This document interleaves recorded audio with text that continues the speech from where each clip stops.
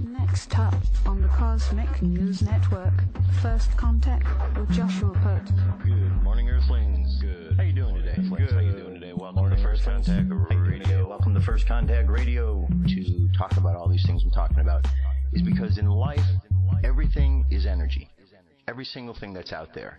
Yo, it's First Contact with Joshua Poet. He's the man on the mic, just in case you didn't know it. Covering news from all around the globe, from the weather and space to UFOs. He'll talk politics and make you open your eyes. Conspiracy theories and government lies. He'll dig it all up and try to find the proof. Cause it's time to demand the truth. It's time. First Contact Radio. We have time to demand the truth. It's time. First Contact Radio. We have time to demand the truth. It's time. First Contact Radio. It's time to demand the truth. Radio. We have arrived. Good morning, Earthlings. How you doing? Welcome to First Contact Radio. This is the Friday edition. All right, space weather, cosmic weather right here. We are at the 9th, same as yesterday. Sun, Leo, Moon, Virgo. So we got Earth and Fire. Fire is the ideas and the creativity. That's the conscious mind of Leo. Remember, the term associated with it is righteousness or right useness of the energy, which is to allow it to flow through the heart first so everything gets colored by love. And Virgo, the earth sign, is all about the practicality of bringing those ideas and things down into the world. Practicality and the idea of patience and timing. Understanding that things, has a timing, everything grows according to its own pace, and if we understand that, it helps us to understand the practical nature of how things are manifest.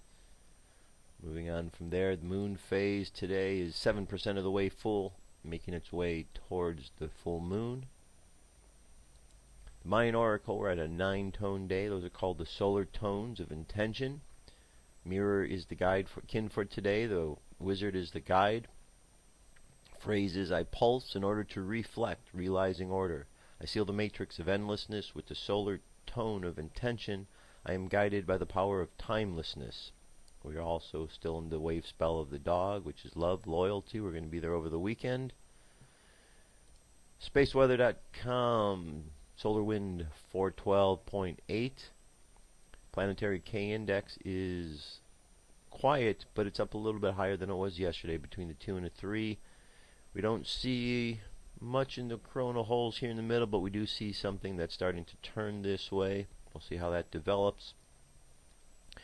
M-class flare possibility has gone up very slightly, and geomagnetic storm activity has actually, well, it's gone up 60% severe in the next 24 hours if you're in a higher latitude. So something's coming in. I believe we have a CME headed our way, so we'll stay tuned and see what happens there. For more updates on what is going on with the sun and other Earth-related events, this is Suspicious Observers. Good morning, folks. Chapter 1 of Star Water discusses water and the potential for life in our solar system. These authors have likely never seen Star Water, my website, or this channel, but they've managed to write a paper that could be a direct response or complement to the ideas in Chapter 1. Water is more abundant on Europa and many other moons than most people know, most who haven't seen Star Water, that is. This discusses landing on Europa and what the findings might be. NASA Goddard Scientific Visualization Studio has 2 new animations. This one and the explanation linked for you show fire intensity and the energy generated around the events. They also put out an evaporation prediction map for North America. This is one way you can tell that they're still focused on heat amidst the climate extremes, at least looking forward to 2100. NOAA's Scientific Visualization Studio is top-notch as well. Here, revealing water temperatures in the Atlantic. However, it's shown in the context of Atlantic hurricane predictions. Predicted to be very strong, reaffirmed here, even as we've had only 1 or 2 minor events in the Atlantic, while we've spent days trying to figure out if the 8th or 9th storm in the Pacific is going to tag Hawaii. Most are saying no. Even still, she is weakening. Brand new tropical system in the east, this one preliminarily headed for Hong Kong. Top watch, Here's the cell moving south to the North Island of New Zealand. Europe is the same story as yesterday, with heat east and major storms as the convergence crosses the continent. You need to check local weather conditions here. Latest drought look updated from drought.gov. Soil moisture indicates it's worst out west. The air masses meeting along the eastern coast and down through the Gulf today. More flooding potential in the east central states. See the density, speed, and plasma temperature of the solar wind rise. I think this is a weak glancing blow from this eruption here, but we'll come back to CMEs. GOES shows flaring is nil. Primary active region is turning away today, and I bet you can tell that even this developed beta region is perfectly separated magnetically and therefore less likely to fire. But in fact, it already has. In the wake of whatever is hitting now will come 1, and then 2. The second more visible and definitively bigger than the first from the south central active region. You can really see the breadth of ejecta affecting the solar surface for hundreds of thousands of miles. NASA's Enlil spiral shows this burst to be headed our way, but as before, not a direct hit and not terribly large. Even still, taking what we're taking now, followed by those double CME impact NOAA's Enlil spirals showing here, Aurora watch and geomagnetic storms are likely to follow. That energy influx will work its way to our core via the magnetic field, around the same time the umbral opening shows wide and the coronal holes cometh. We can see them now. Hello, beastie up there on the top left. Quake watch score was 5 last night, we're at 6 today and trending upward. Eyes open. No fear, it's 6:55 a.m. Eastern Time, and that's the news. Be safe, everyone. Alright, very good. Thank you very much, suspicious observers. Alright, let's turn our attention back to the Bigfoot. Bigfoot. So, first thing is this website right here I want to show you. It's called BigfootEvidence.blogspot.com. Okay. And there you got a lot of stuff. Here's Bigfoot wearing shoes. Obviously, it's not Bigfoot there, but they do have, if you go down, they do have a lot of images, a variety of pictures that people have taken and sent in. Some you'll probably feel are real, some you probably will think are not real. Alright, but they've got a whole variety of information here. Alright. And then you got stories like being captured by a Bigfoot right here. I was kidnapped by a Sasquatch. There's stories out there of Bigfoot that has rescued people.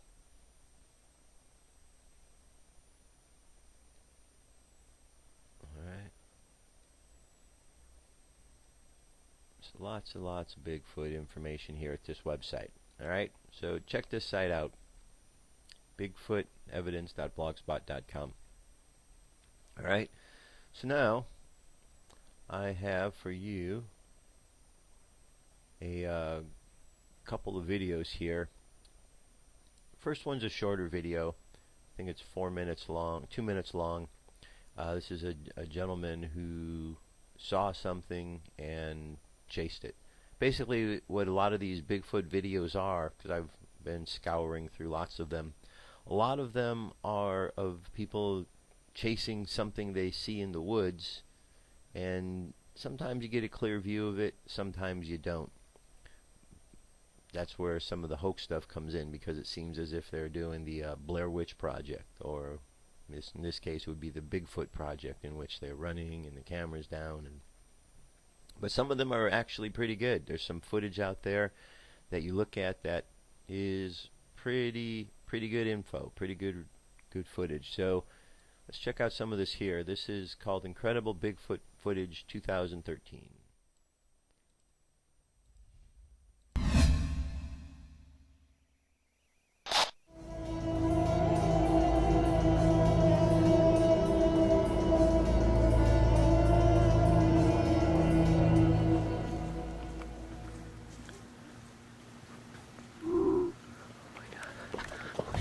Get in the house. Get in the house.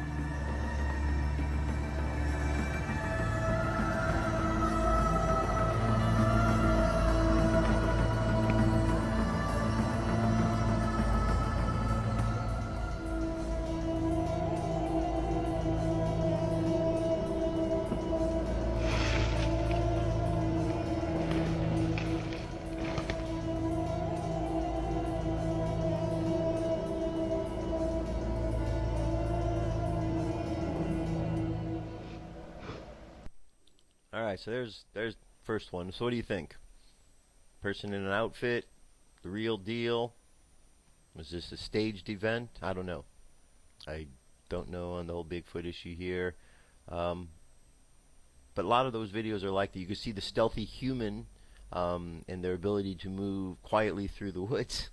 In each and every of these videos, it always seems to be the same. You've got the Bigfoot, which is out there, alleged Bigfoot, which is out there, and then you've got the humans running through the wood, stepping on branches, making all kind of noise.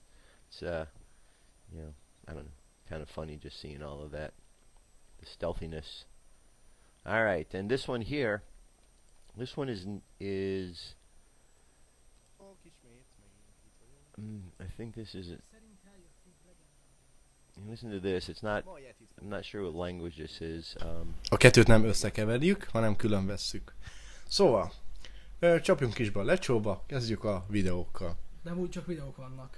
Yeah, So basically what I want to do is let me just jump through here and just... What we have here is a variety of different pieces of footage of what looks like the Bigfoot creature. You see the one out here. Alright. Some of these you've seen before because they're the, you know, the real famous ones.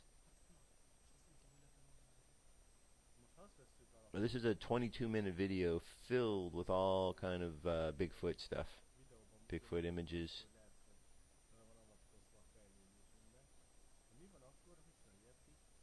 Okay, pretty good. There's Michigan.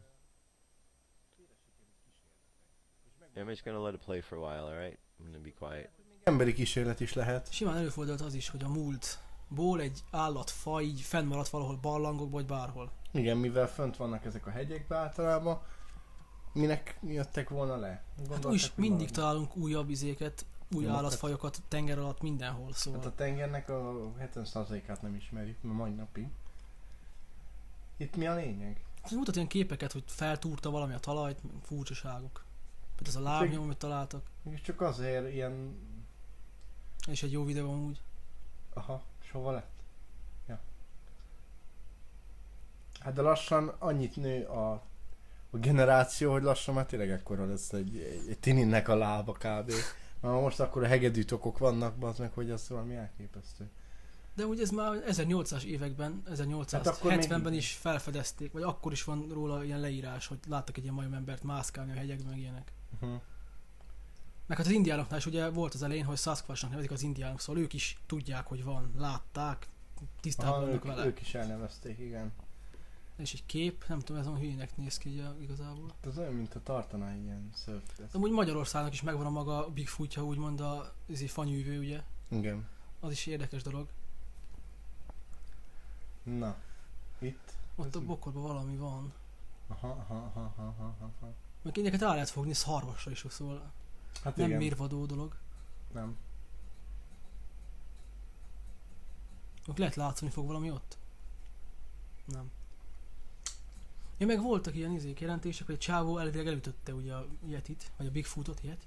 Jó, hát azt most kiveszi. És akkor volt, nem, hogy megtámadt őket konkrétan, hogy mi volt, hogy kocsiban, és ott volt a nyál mintája, a falon szőrcsomók, meg ilyenek, de azt nem tudom mi volt azzal már. Nem hiszem, hogy megerősítették volna, hogy ez tényleg az volt. De ezek totál ilyen majom-szerűen. Aha, ez is például milyen, nem tudom igazából eldönteni. Paul Freeman videó. Úgy összemírja a kezét, vagy a lábát. Ez a lába lenne? Most ezt nem látom így igazából. Szerintem akkor lábát. Igen, ott az ujja. Azok a lábujjak. Aha. Az mi? Ez elvileg egy kép. Soha nem lett bizonyítva, hogy valós-e. Ez is egy híres kép. Ez egy szemtanú rajza az élő lényről. És szerinted? Most azon gondolkozok igazából, hogy mert oké, majomszerű, oké. Csak ugye attól különbözik, hogy ő egyenesen megy, mint az ember. Hát ez olyan, hogy ők is elágaztak. Mikor mi elágaztunk, a Homo sapiensből lettünk Homo sapiens, akkor még lehet valami Homo sapiens Homo erectus. Az korábbi. Ja. Hát ő is az. Mert nem biztos, lehet, hogy a Homo sapiens az olyan szőrös ember volt lényegében, és abból fejlődtünk mi Homo sapiensek ki. Most lehet, ő meg más irányba fejlődött el. Homo sapiens fenyő. De nagyon kevés lehet belőle, max. egy-kettő. Hát sok helyről elmítenek ilyen majom embereket amúgy, az a vicces. Őt mondtam, Magyarországon is például láttak már ilyen dolgot, de Lengyelországból is volt felvétel, mit tudom én, honnan még, Oroszországból is például. Hát igen, azért ez elég durva, hogy ennyi helyen látnak mégis ugyanazt. De az mi volt? Ott fut valami. Hát jó van, de a pixelek annyira összemosódtak, hogy hát csak ki lett volna. Normális felvétel, mint általában a dolgokról. De ez miért van? Ez miért van, hogy mert nincs egy Full HD-s felhő? Megy a vadász az erdőbe, akkor nem visz magával egy 5 millió jó, de mai technikával most már lehetne. Sőt, a mai technikával már úgy szétbombáznák. Az is mi ott akkor ennyi erővel? Hát az egy gorilla. Igen, most döntsd el melyik. Ez mi? Ez meg a fanyű. Ja? Eszi a fát. Hát tényleg olyan voltam, hogy nem azért. Most ez is egy medve rossz pózban. Azt az nem medve. Az a híres kép, ami azt mondják. Ezt megijedtünk megint, baszi állandóan megijed magát. Az egy fehér valami például. Hol van? Ott van karikázva. Ja, látom. De ami... Alright, so you can see there's a lot of good images there, a lot of good Bigfoot images, pictures that people have taken.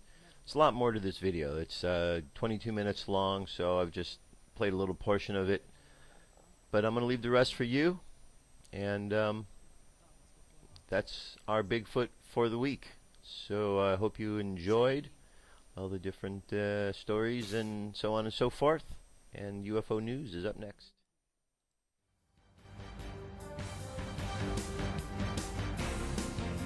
This is the UFO News with Joshua Poet.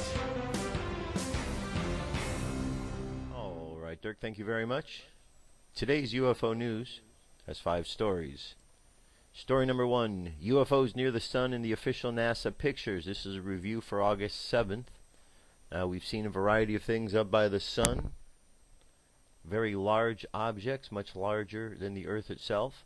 UFO activity seems to be picking up around the sun with the news from NASA that our sun will flip its magnetic field in 1 to 3 months' time. They say it will affect most things in the solar system to some degree, but on Earth we will probably not notice it. Okay. So there we see a lot of these different images up there. So the question is, what's going on? Obviously there's some connection between the sun and the pole flipping that's about to take place.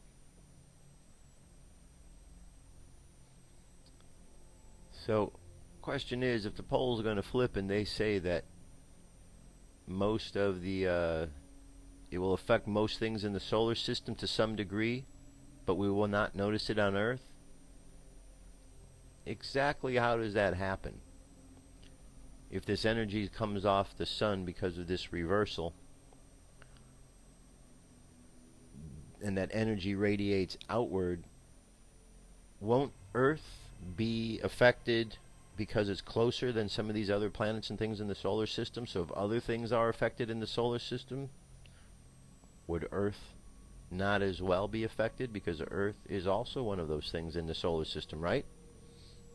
So NASA may be saying one thing, but if you think about it, it doesn't really make a lot of sense, does it? Sun's going to flip and everything's going to be affected in the solar system, but not the Earth?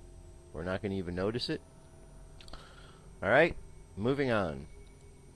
Next story here, triangle formation hovering above Cape Canaveral. That's where the NASA is. New video of triangular formation hovering over Cape Canaveral in Florida. This was taken on Wednesday the 7th of August. Here's the image in question right here. Witness reports during the Delta launch in the evening of the 7th. I was able to capture 3 to 4 lights that formed a triangle formation that held formation while the Delta 4 released its boosters. I like a clean kitchen. Alright. I make dirt. All we got there is a commercial. So I'm going to go to the next one here.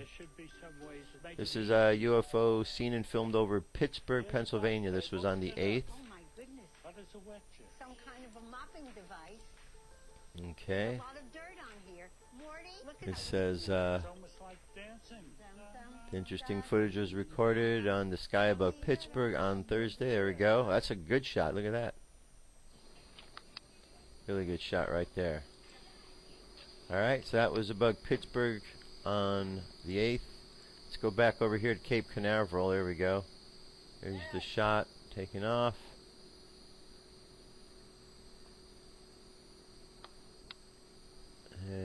somewhere in here we're going to see our object.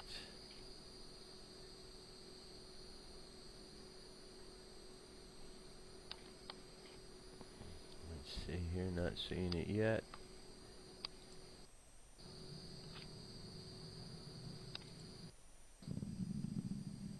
Alright, still going.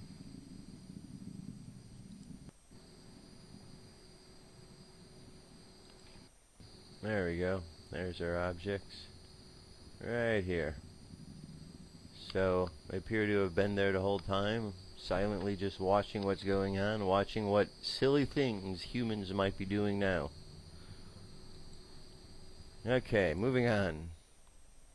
Question here, are these blue light UFOs coming through wormholes? Is it possible that these bright electric blue lights or gas clouds are created by a craft exiting a wormhole? Good question. On Wednesday night, a witness captured a camera's spectacular electric blue light. Another witness apparently observed crafts exit from the same light. Hopefully this phenomena will be investigated. August 7, 2013. Saw this very glowing blue cloud-like. Wasn't a cloud because it didn't move as the rest of the clouds did. Didn't make any sound. It just faded in 5 minutes. I managed to take a few pics, used my telescope to get a view, but only the blue gas was observed. By the way, the pictures do not make justice on how big or glow or even beautiful this was. MUFON CMS. Miami, Florida says I was outside my home when I saw this star-like object that caught my attention because it was emitting a bow wave in front of it. There was another ship behind it following the main bigger one, and then a bigger one did this huge spray-like bow wave in midair. Just looked like the China sighting in 2010. As soon as this happened, the other ship behind it divided into two smaller ships and continued to follow the bigger one. After a while, they were out of sight, but there was an electric blue cloud in the sky, much different than the rest, that disappeared a little bit after the ships were gone. Alright, so there you go. Question is, what is that? Is that a wormhole that's opening? Could be. And the last one here, this is a story going back to 1953. A RAF pilot by the name of Terry Johnson. And this is Terry Johnson and Jeff Smith interviewed by the BBC in the early 50s about their sighting of an unidentified flying object in November 1953. Let's listen to what is said here.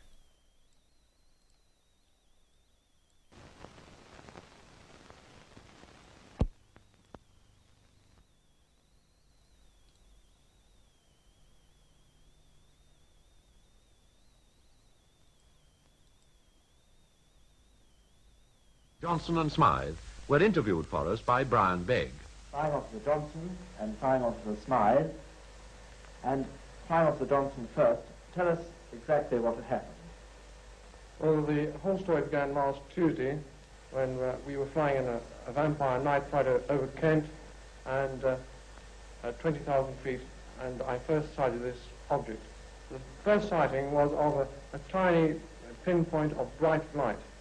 My first impression was that it was a star shining through the overcast, and I looked around to see if there were any more stars, but obviously there weren't. And I continued watching this thing, and for about 15 to 20 seconds it remained stationary, neither moving left or right. After this time, the thing obviously was moving towards us, and before it reached the overhead position, I nudged my navigator, Flying Officer Smythe, to have a look up.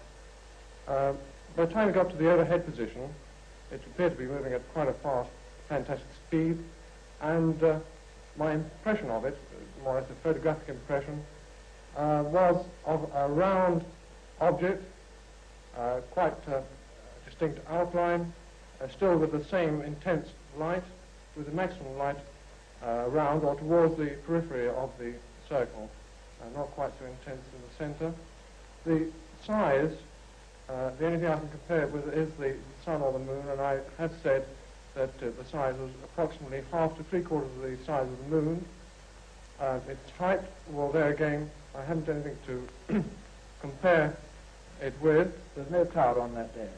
No, there's no cloud at all. The visibility was about 100 miles. From where we were, we could actually see the other side of the Isle of Wight. And what about its speed? Well, I can't give any indication of speed, as I can't give a true idea of the height. The only thing is I can say that the impression was of an object very much higher above us, and therefore, depending on height, would depend on the speed, but truly has a very fantastic speed in roughly the opposite direction. Thank you very much. Well, flying off the Smythe, can we have your side of the story? Well, I was rather busy at the time, and I didn't see anything until the pilot told me to look up. And when I looked up, I saw this bright object almost immediately overhead, going in the opposite direction with quite fantastic speed. And could it have been any sort of meteorological instrument or balloon, in your opinion? Well, I don't think so. We've gone into this business, we've argued it out amongst ourselves, and we haven't yet arrived at anything conclusive. We don't think it was a met balloon, we don't think it was another aircraft. You're pretty used to seeing those. I've seen quite a few. Quite a few. Yeah. But what about your conclusions? You say you've drawn none. What did you think about this whole flying saucer story before you came across this one, or this event? Well, up to this time, I was a confirmed skeptic, but now I think I have an open mind. You're still open mind? Just an open mind. Right, well, thank you very much indeed. RAF intelligence officers are now investigating every report of so-called flying saucers over Britain. All right, so there you go. Now he has an open mind. That is our UFO news for today. I have much more news, so stay tuned. I'll be right back. What if our government was responsible for some of the greatest crimes against this nation? Would you really want to know? These are big questions, but these questions deserve answers.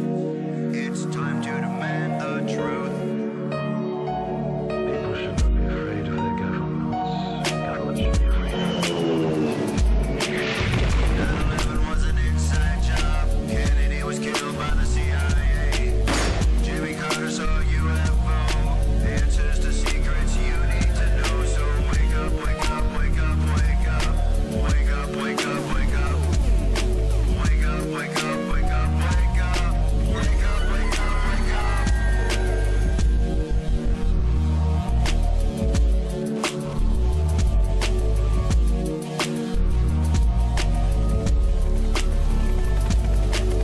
The evidence is overwhelming. Step past your fear, take a look. Illuminati lies keep growing, but they're illusion from your eyes. And wake up, wake up, wake up, wake up. Wake up, wake up, wake up. Wake up, wake up, wake up, wake up. Wake up, wake up, wake up. All right. Wake up, folks. Wake up, wake up, wake up, wake up. Wake up, wake up, wake up. U.S. government war on hackers backfires. Now top hackers won't work with the U.S. government. Dirt Tech has noted that the increasing demonization of hackers, not to be confused with crackers that break into the system for criminal purposes, for example, by trying to add an extra layer of punishment to other crimes if they were done on a computer. High-profile victims of this approach include Bradley Manning, Aaron Schwartz, Jeremy Hammond, Barrett Brown, and of course Edward Snowden.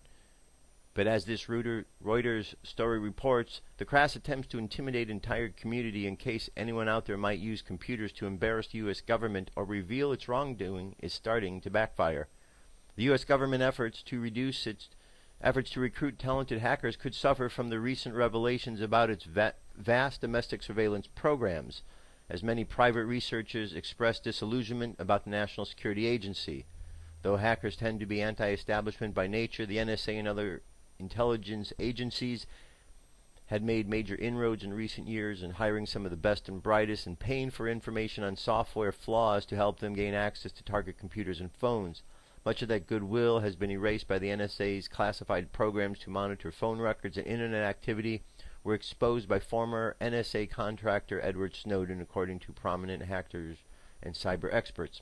Closest to home for many hackers are the government's aggressive prosecutions under the Computer Fraud and Abuse Act, which has now been used against Internet activist Aaron Swartz, who committed suicide in January, and U.S. soldier Bradley Manning, who leaked classified files to anti-secrecy website WikiLeaks. A letter circulating at DEF CON and signed by some of the most prominent academics in computer security said the law was chilling research in public interest by allowing prosecutors and victim companies to argue that violations of electronic terms of service constitute unauthorized intrusions.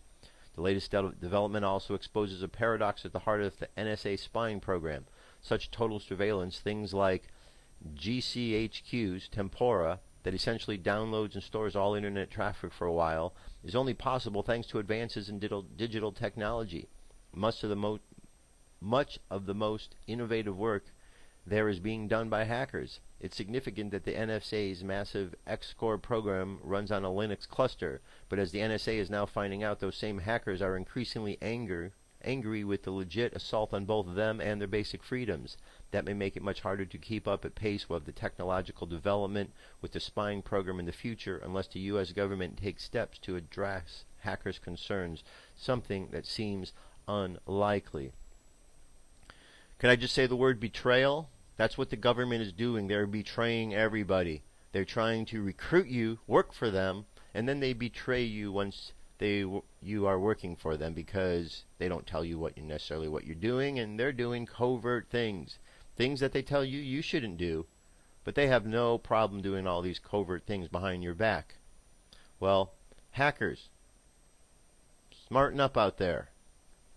Don't work with the enemy. Now you know, right? They are spying on Americans. So if you are going to join their organization out there, then you've got to know that you're joining the side that's going to be spying on all of the other Americans. Don't do that, okay? Just don't do it. DHS, Department of Homeland Security, extinguishes 197 million people's Fourth Amendment rights in Constitution-free zones. Constitution-free zones are what the Department of Homeland Security has established. The federal agency really isn't securing the borders, but they are extinguishing the Fourth Amendment rights of nearly 197 million American citizens within 100 miles of the border and the ocean. Before I begin, isn't this really what freedom of the press is supposed to be about? Doesn't it exist to keep elected officials and things they do in check and expose corruption and lawlessness? Yeah, I thought so too, but why aren't we hearing this on the evening news? Anthony Gucciardari's reports in these constitution-free zones where law-breaking DHS is violating your constitutionally protected rights. According to Gucciardari, within the fabricated border, the DHS can search your electronic belongings for no reason. We're talking about no suspicion, no reasonable cause, nothing, no reason whatsoever is required under their own regulations. The Department of Homeland Security is the Department of Homeland Security above the law of the land? Absolutely not. However, the question I have for Congress is, why are you guys not reining in this agency and calling out their unconstitutional actions? Why? Because Congress has sold this out. Congress is just filled with a bunch of Americans who are no longer happy being Americans, so they want to sell everybody out. Congress has betrayed you. If this was the old days, many members of Congress would be tarred and feathered. They would not be there anymore, because I'm pretty certain our founding fathers wouldn't deal with the bullshit that's going on with Congress or with Washington these days. But we Americans, we tolerate it. We tolerate their lies. I don't know why. We tolerate their nonsense. We tolerate their corruption. We tolerate how they're killing Americans. We tolerate their betrayal of this country, and we continue to listen and believe their lies every day. Why? The definition of insanity is doing the same thing over and over, expecting a different result. Well, to continue to believe that they are going to treat you properly is insane. By definition, this country is officially insane. Insane to believe that the government agencies of the United States of America is actually going to help the people. It's not going to happen. Not unless something drastic goes on. Not unless those in the administration are replaced with good guys. Because right now we've got a Congress full of bad guys. We've got an administration full of bad guys. We have agencies, alphabet agencies filled with bad guys. We've got a big problem. I don't know what needs to happen, but I'm looking forward to the day, like the book of Enoch says, when they return and they remove the wicked and the ungodly. I can't wait for that day to come, because there's going to be a whole lot of governments around the world missing because they're full of wicked, ungodly people. So, Constitution-free zones, that's just nonsense. But that's set up by your government, your American government. Shameless, shameless, shameless. Now, this has been going on for a long time. A long, long, long, long, long, long time. It didn't just start. You probably heard conspiracy theorists, like myself, talk about this a number of times, so it's not the first time you're hearing it. And these stories have been around. But a lot of people don't believe them when they hear that the media is lying to them. Oh no, the media will tell us the truth.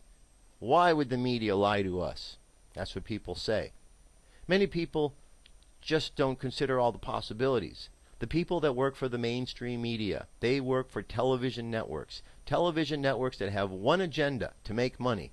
That is the agenda of a television network, to make money. It is not to inform you about what is going on. It is to make money through their programming. They make money by having sponsors. Sponsors pay for the show. When you watch the show and you see advertisements, when you see commercials, when you hear them giving plugs, it's because those organizations, those corporations are sponsoring that show. When their sponsors have particular agendas, that leaks down to what is being said on these news shows. When you have news agencies like Fox News, one of their biggest sponsors happens to be a Saudi prince, there's going to be certain ways in which the news presents information about what is going on in that part of the world. When you have organizations like CNN, which has the different ties that they have to the CIA and the stories of the CIA background and connections, you can see that there's not going to be a lot of clear information that's coming out to the American people. It's a smokescreen. And they're waving the wand every day thinking that you're going to be dumb enough to buy into their illusion. Many people are. Many people buy into this illusion. There are those who have woken up. This is a piece that goes back years. You're going to see by watching the video, it's an older video talking about how the CIA uses news to manipulate Americans. It's not just news. I'm not just making this up. This has been going on for a long while. So pay attention. Watch this.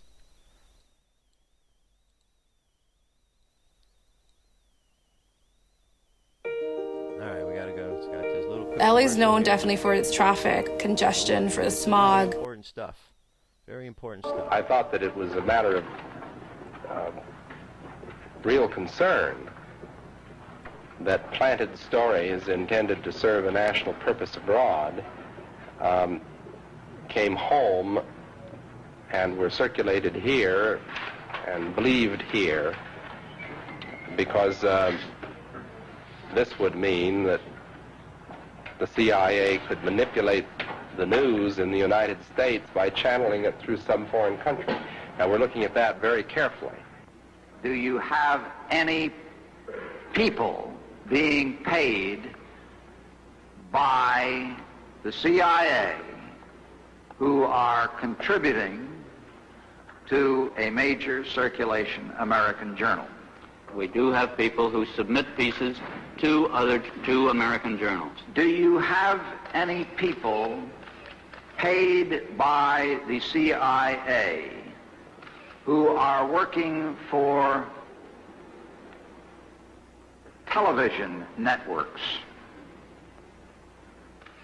This, I think, gets into the kind of getting into the details, Mr. Chairman, that I'd like to get into in executive session. At CBS, we had been contacted by the CIA. As a matter of fact, by the time I became the head of the whole news and public affairs operation in 1954, ships had been established, and I was told about them and asked if I'd carry on with them. We have quite a lot of detailed information, and we will evaluate it, and we will include any evidence of wrongdoing or any evidence of impropriety in our final report and make recommendations. Do you have any people being paid by the CIA who are contributing to the national news services, AP and UPI. Well, again, I think we're getting into the kind of detail, Mr. Chairman, that I'd prefer to handle in executive session.